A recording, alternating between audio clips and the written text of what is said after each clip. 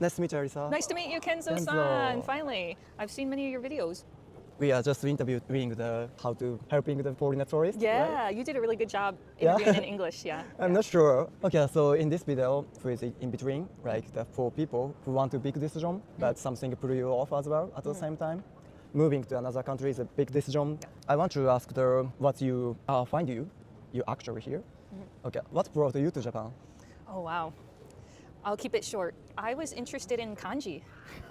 Okay, since Nobody you were a says child. this. No, not since I was a child. Since I was in university. Okay. And I got interested in China first, and because I like China, I got interested in Japan, and then interested in Korea. So I think my reasons for coming here are different. A lot of people I do like video games. I do like Nintendo, not gonna lie. Manga not so much, anime not so much. I really came here to study the language. I just love studying Japanese. I love studying languages. And when did you move here? Wow, I've lived here 2 times. I lived, I left, and I came back. The first time was 2016. 2016 to 2017, I lived in Tokyo and went to Nihongo Gakko, like a Japanese language school, and then I went back to China. And then I came back to Japan in 2019 to study like Tanki Ryugaku, short-term study abroad at Waseda University. Oh, that's great. Waseda is a super prestigious university in Japan. I guess one of the best, smartest university. For Japanese people to get in is very hard. For foreigners, you can get in much more easily. Much more easily. There's especially the Tanki Ryugaku, right? The short-term study. So China sent me here. I was a Chinese exchange student. Okay. And during that time, Corona happened, and I couldn't go back to China. And I met my husband, and I was like, yeah, I'll just stay here. I like Japan. I always wanted to end up in Japan eventually, so I just came here earlier than I expected. Yeah. So I guess that right now you have everything like you want, but maybe before coming here, of course you have you're from America, right? Yes. And moving to China, moving to Japan, that's such a really big decision. Yep. Everyone in my family said, no, don't do it. That's stupid. Even to this day, most of my family does not want me here. So I'm always fighting against that. Especially my father, my grandfather, they told me it was stupid to do this, stupid. My grandfather actually told me, you threw your life away. Before he passed away, before he saw the development of things, he's like, this is a waste of time. You're wasting your life over there. Come back home. I think half is they just miss me and they just want to be by me, and then half is they don't understand. Why would you do that? What is the point of this? Where is this going? Why don't you just come home? And what's your answering? I said it'll all work out in the end. They even asked me like, why are you learning these stupid languages? Okay, they didn't say stupid, but I think in their head they're like, that's stupid, why are you doing that? Why are you learning those languages? What is the point? Why do you need Chinese? Why are you wasting your time studying Japanese? Even my Japanese teacher said when I was at Nihongo Gakko in Shinjuku, she said, you're American, you don't need Japanese. Why are you here? So to have your teacher say that, it's like everyone around me more or less was saying, this is dumb, this is dumb, this is dumb, don't do that. I can understand a lot of families are gonna react that way. How did your family feel when you went to Australia? Yeah, they're surprised, but I'm not like your case. People know that learn to English is really practical, so it's not your case. Yeah. You already know English, and why you run to spend a lot of time to Japanese, but you follow your passion, right?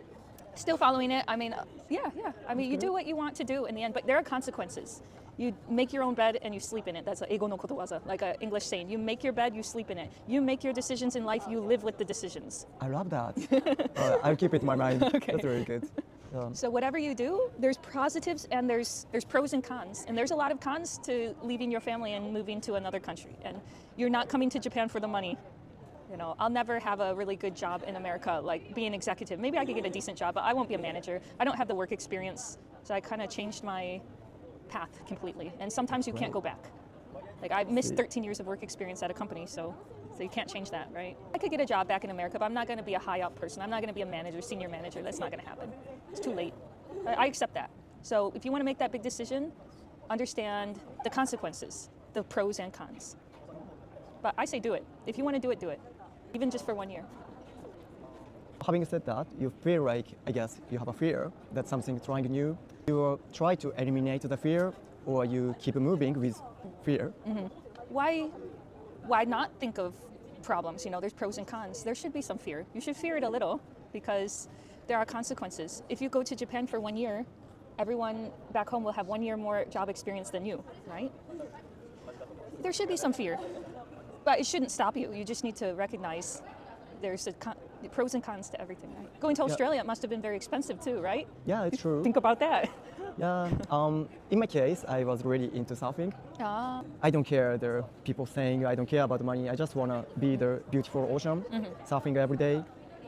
Job, I don't know. It happened something. So yeah, and yeah, when I moved to there, 1 month later, COVID-19 happened. oh. But still, I surfing every day. So Okay. for 1 year, that's my dream time. I love that. Pros and cons, right? So you got to live your dream there for 1 year. The consequences, I bet it cost you money. You could have been working at a company here for that year, right? Many things. Like, Yeah, I feel like when I listening to your story, yeah, you really understanding the pros and the cons. Yeah, people tend to focus on just only good things or only negative things. Yeah. You know, like Jung. How do you know Jung? There is a circle. oh, the yin yang. They call it Yin yin yang. yang in Yeah, yin Chinese. yang, yeah. The yin yang in English. Yeah. Yeah, The yin dark yang. side and light side. It's not separate. Like we should be the one. Yeah. Yep. And after you move to China, Japan, your value has changed. Do you think your personality has changed? Oh yeah. Oh yeah. Oh, What's yeah. point? I was very shy. I Oh, told you you. were very shy. Oh my gosh. Oh my god. You're more. I never imagined that. Yes, but you can do the street interviews. I can't do that. We were talking about that earlier. You can go on the street, Kenzo-san, and you can like talk to someone and say, "Hey, will you do an interview with me?" I can't do that even now. I was even more shy before. I didn't like to talk. Before I was even more shy than I am now. I wasn't good at talking to people. I wasn't very social. I didn't socialize a lot in high school. In university, I was a little better, but yeah, I think language learning and moving to Japan just opened me up. Now I can find friends anywhere, but I still can't do the street interviews. Teach me. How do you do that? Oh yeah. I'm so embarrassed. Like, ちょっとお時間、ごめん、ちょっとお時間いただけませんか? Like, how do you do that? How do you go up to people? I can't do that. No, I'm still a little bit shy. I'm still a little shy. But coming here made me less shy. So, is there advice for someone, for example, who wants to move to another country or who wants to follow their passion like you, but you know, people or society is pulling off? What's your advice if there is someone in front of you? Is society stopping them? Is their family stopping them? Or is a visa stopping them? Is money stopping them? If you want to come to Japan, it's not just society stopping you or it's not cool. Can you afford to live here? Can you make a life here and afford an apartment? A lot of people come here and they teach English. They end up kind of broke. I was broke when I lived here the first year. I had like no money. Here. What did you do then? I was teaching at an eikaiwa no gakko. And then I spent a lot of my money at the Japanese language school, like 5万yen, 50,000 yen every month I had to pay.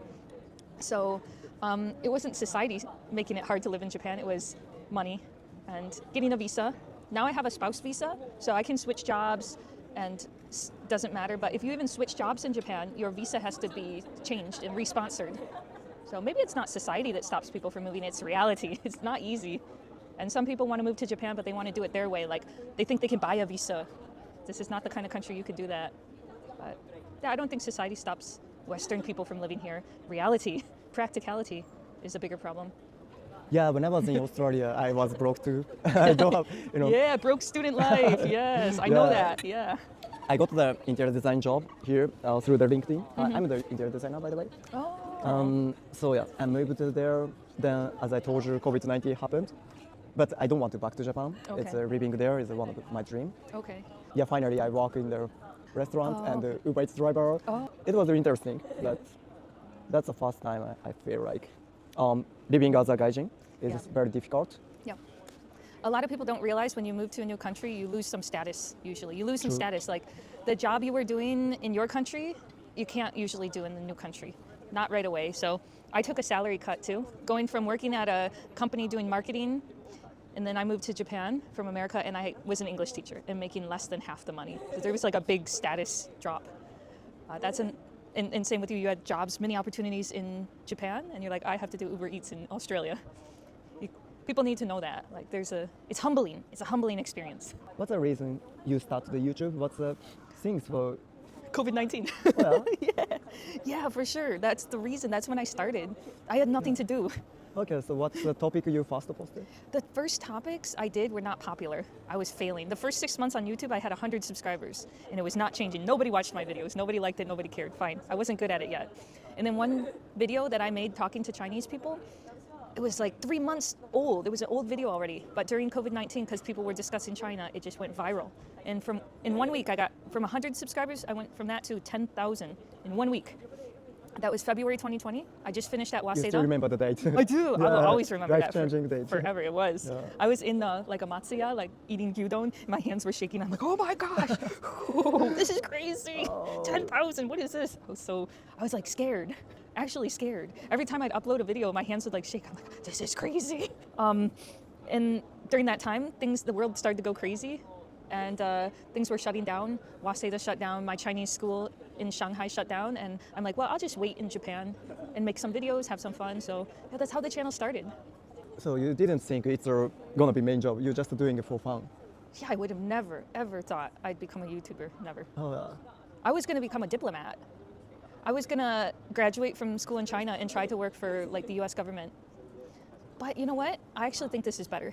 To be 100% honest. I think that the YouTube life is better. How did you get started? As I told you, I feel like when I'm in Australia, I faced the reality and the dreaming. Living as a foreign country is really exciting, but tough as well. Yeah, finally I back to Japan. Then I get another job in Japan. Yeah. But I still keep it in my mind that I want to make the people, especially for foreigners, who can live here more comfortable, like I felt in Australia. Am I clear? My English is okay. Yeah, So yeah. that's the things. If we understand each other and we can work easily more, it's gonna be cool. You already had some really successful videos, like your apartment video. Yeah, I didn't Nice. expect that. In this time, I was a bit hard time. The first time I started YouTube, I was like, oh, it's a new thing. It was fun. Yeah. I was like the people street on the interview. Hi, welcome. Nice to meet you. I'm Kenzo. Could you interview with me and show our YouTube channel with 3 subscribers? okay, three people, but I'm gonna be best. So yeah, could you help me like that? And I really enjoyed it. But half months passed. You got tired after a half month, after 2 weeks? After no, sorry, half a year. Oh, half a year. Okay, me too. Yeah. Yeah, half a year. 100 subscribers in 6 months. That's all I had. But you didn't give up. I'm about to give up. No, don't give up. Yeah, this time. No. Yeah, apartment video. My friends just come here. We taking a video very casually. It takes 10 minutes, Wow. and then no editing, and just put to the automatic subtitles. So I feel like なんだろう、もう投げやりになってたっていうか、I feel like it's okay, just post it. I don't care No pressure. how many people watch it and post it, and then somehow it's gonna be. And then that's your most popular video. Yeah. It's always the one that you don't expect that becomes the most popular one. Yeah. Yeah, same thing with me. I just did a little prank talking to Chinese people, and that video went viral. I'm like, why that video?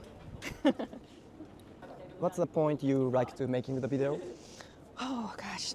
Recently, I just like meeting new people because I've been doing YouTube for 6 years, and only in the last 2 years have I really met a lot of people. Okay, so I've you been did by yourself. Yeah, before I've been that. too alone.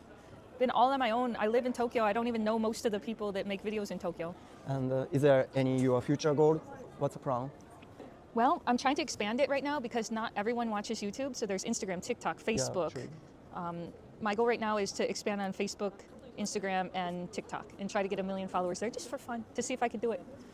I want to learn Vietnamese this year. Let's take on another language. Oh yeah? Yeah. Which language? Vietnamese. Vietnamese. Wow. すごいね. How could you learn such a lot of languages? Because this is my job. Okay. Yep. I have the time. So I consider that like part of my work. Sit down, learn languages, go to language school. Yeah, Vietnamese is the goal this year. And then I think I'm done. Then I think that's enough. Then I think my brain is done. All right. Thank you so much, Alyssa. Thank you for your time. Thank you It's so nice that much. my hands are so cold. I apologize. I need to. Thank you so much. Yeah, actually, that's very cold today. But No, Alyssa, it's nice. No, it's nice today. Just sitting. I finished my chai, so. All right. So hope we can see soon. Oh yeah, for sure. We found out we're like almost neighbors. Almost, kind Yeah. of. We're in the same area, so we'll keep in touch. All right. Thank you. Thanks All for right, having bye. me